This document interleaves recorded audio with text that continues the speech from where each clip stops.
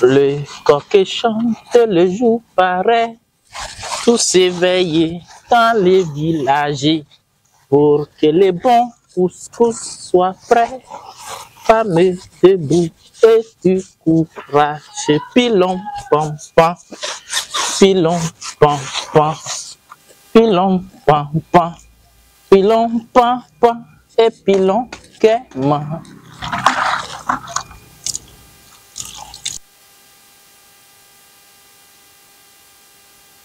Sur les étapes de la vie, il faut que Dieu opère des réformes. Normalement, après l'âge de 7 ans, grandir ne devrait plus exister dans la vie de l'homme. Toi, tu étais qui? Nous nous entendions pour démarrer à la même heure, chacun avec son engin, les fameux pneus usés par les chaussées, sans même nous chausser, pour atterrir au marigot. Garçons et filles étaient tous nus.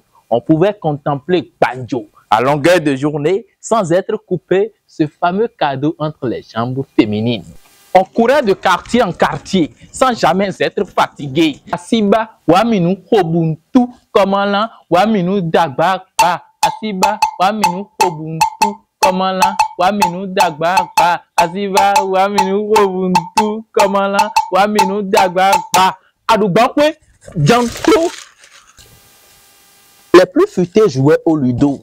De nombreux sketchs de ménage bien achevés dans des bâtiments inachevés. On n'avait pas de fusils de chasse, mais sur les oiseaux, nos lance-pierres tiraient à balles réelles. Aujourd'hui, tu as perdu la main. Tu ne sais même plus ouvrir et fermer silencieusement une marmite, pour ensuite m'inviter dans la grande tequeraie déguster des morceaux de viande. Nos pères, depuis l'heure à Tchakodi, nous commandaient du sorabi, le ori didi. On en dérobait quelques verres de talokwemi, mais la bouteille était toujours pleine. Le péché de cette liqueur, c'est d'avoir la même couleur que l'eau naturelle. La seule chaussure que j'avais ne pouvait pas me honnir sans me prévenir. Plein de fil de fer kakabona diogbe. Lorsqu'on pissait au lit, on ne se levait pas tôt. Il faut d'abord laisser maman partir au boulot. Tu sais qu'en matière de publicité, elle a de la facilité et que dans le quartier, chacun pourrait depuis sa position recevoir l'information. Vous êtes de la ville, j'ai été aussi des vôtres. C'est nous qui pleurions et pour nous calmer, on nous offrait du yaourt.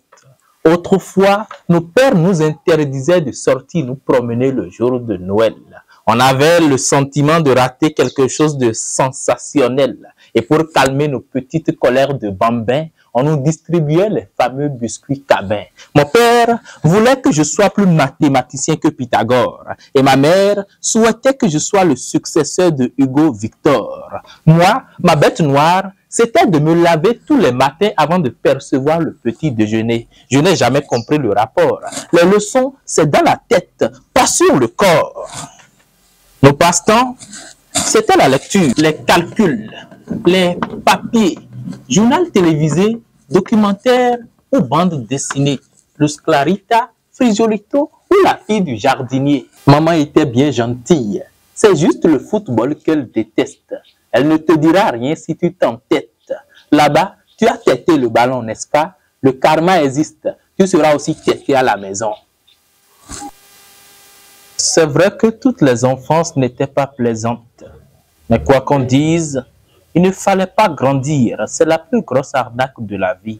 Autrefois, on ne parlait pas de survie. On dégustait l'insouciance. Ce n'était pas comme aujourd'hui où partout on recherche l'aisance. C'est dommage qu'il n'y ait plus de marche en arrière possible. Néanmoins, une fois chez vous, asseyez-vous et feuilletez les albums photos encore disponibles.